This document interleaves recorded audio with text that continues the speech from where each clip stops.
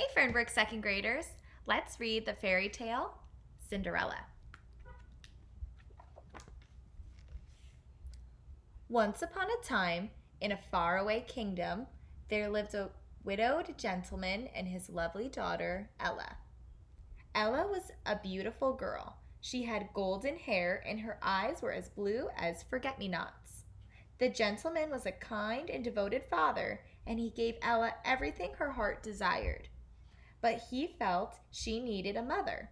So he married again, choosing for his wife a woman who had two daughters. Their names were Anastasia and Drizella.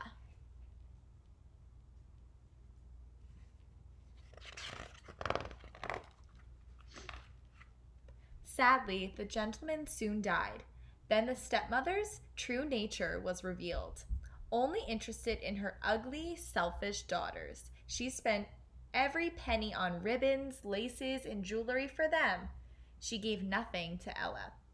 The stepmother fired the butlers and maids and made Ella a servant. She gave Ella a little room in the attic, old rags to wear, and all the housework to do.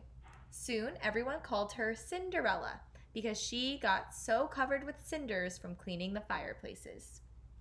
But Cinderella stayed cheerful, for she had many friends. The old horse and Bruna the dog who loved her. The mice loved her too. She protected them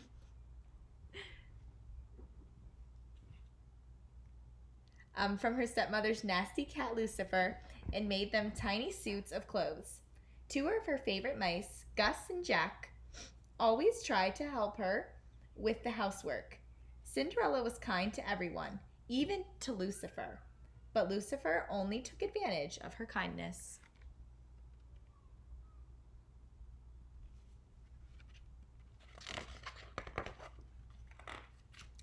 Lucifer liked to get Cinderella in trouble.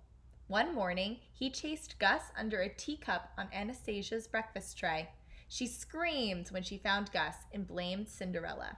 As punishment for playing this joke, the stepmother said to Cinderella, "You will wash the windows, scrub the terrace, and sweep the halls. And don't forget the sewing and the laundry." "But I just finished," cried Cinderella. "Then do them again," snapped the evil woman. In another part of the kingdom, the king was worrying about his son. "It's time the prince got married," he told the Grand Duke. "I need grandchildren." "But sir," said the Grand Duke, "he must fall in love first." "No buts about it. We'll have a ball. It will be very romantic. He'll fall in love." "But sir, it's not that easy," argued the Grand Duke. "It can't fail," the king shouted. "We'll have the ball tonight. Send out the invitations."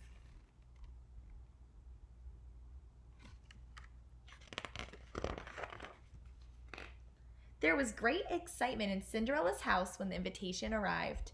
"By royal command," the grandmother read from the official-looking note, "every girl in the kingdom is invited to a ball in honor of the prince." "Why, that means I can go too," Cinderella said.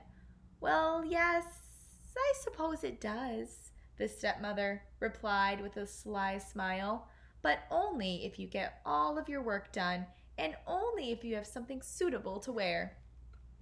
Cinderella had hoped to fix her old party dress, but Anastasia and Drizella wanted her to help them instead.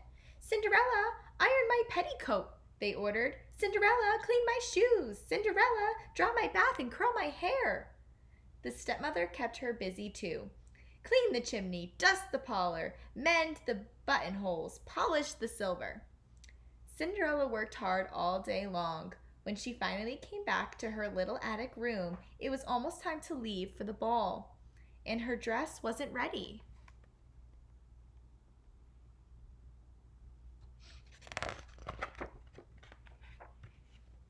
But her loyal friends, the mice, had taken care of everything. While Cinderella was working, so were they. Dodging Lucifer's sharp claws, Gus and Jack managed to find ribbons, sashes, ruffles, and bows. The mice sewed them to her party dress. It looked beautiful. When Anastasia saw Cinderella, she shrieked, "Those are my ribbons! Give them back!" "That's my sash!" shouted Drizella. "You little sneak!" The stepsister snatched and grabbed until the dress was in shreds. "That's enough, girls," said the stepmother. "Come along to the ball." Cinderella ran into the garden. She wept and wept. The old horse and mice and Bruno the dog stood by helplessly. Suddenly a hush fell over the garden, and a cloud of lights began to twinkle and glow around Cinderella's head. "Come on, dry those tears," came a gentle voice. Then a small woman appeared in the cloud. "You can't go to the ball looking like that. Now, where's my magic wand?"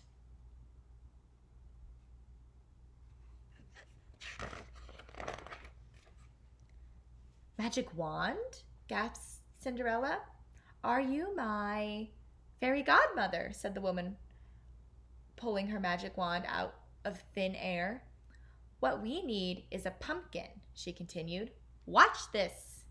Spagala-doo, metchigala-boo, bibbidi-boppidi-boo. Put 'em together and what do you got? Bibbidi-boppidi-boo." As she sang the words, a cloud of sparkles floated across the garden. A pumpkin rose up and swelled into an elegant coach. The mice turned into horses. The old horse became a coachman, and Bruno became a footman. "Now off you go, dearie," said the woman. "But my dress," said Cinderella. "You look lovely," the fairy godmother said absent-mindedly. Then she took a second look. "Good heavens, you can't go to the ball in that. Let's see now."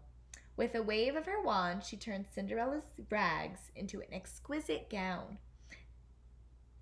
On Cinderella's feet were tiny glass slippers. "Remember," the fairy godmother said, "you must leave the ball at midnight. That's when the spell will be broken and all will be back to the way it was before."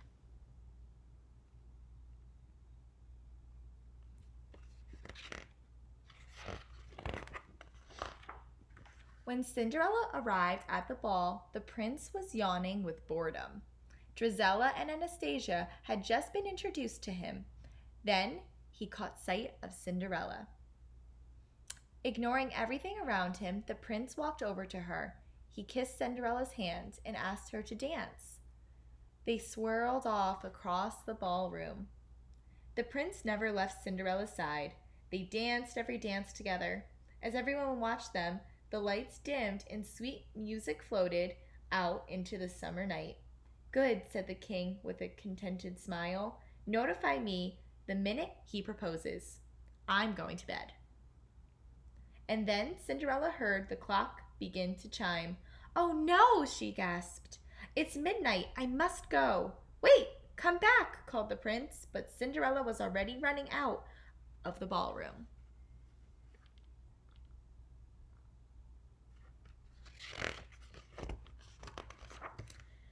Cinderella hurried down the palace steps. Tripping for a moment, she lost one of the glass slippers. But she had no time to pick it up. She leapt into the waiting coach. As soon as the coach went through the gates, the magic spell broke. Cinderella found herself standing by the side of the road, dressed in her old rags. Next to her was a pumpkin, 4 mice, and an old horse, and Bruno the dog. But on her foot, she still wore the other glass slipper. The next day, the stepmother told the girls that the Grand Duke was coming to see them. "He's searching the kingdom," she said, "for the young lady whose foot fits the glass slipper. The king has said that whoever she is, she will marry the prince." Cinderella smiled and left the room humming. Her stepmother, hearing Cinderella humming the very waltz that had been played at the ball, became suspicious.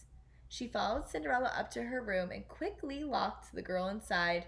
Slipping the key into her pocket, the stepmother hurried off to greet the Grand Duke.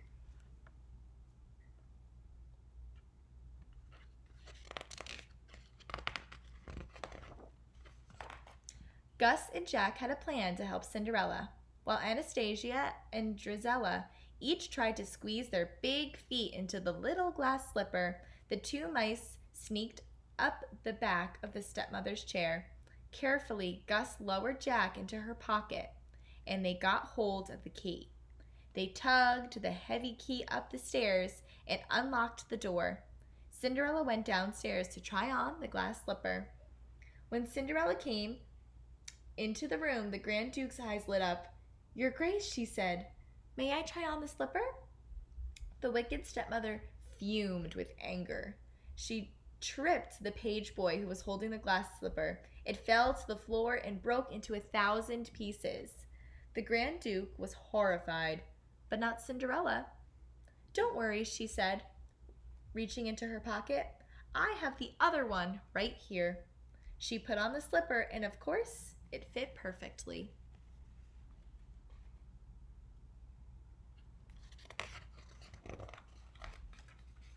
From that moment on, everything was a dream come true.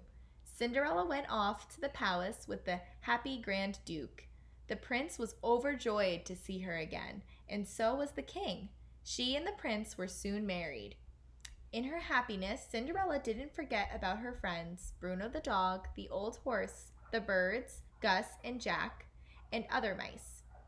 They all moved into the castle with her. Everyone in the kingdom was delighted with the prince's new bride. Cinderella and the prince lived happily ever after. The end. Have a great day, everyone. Bye.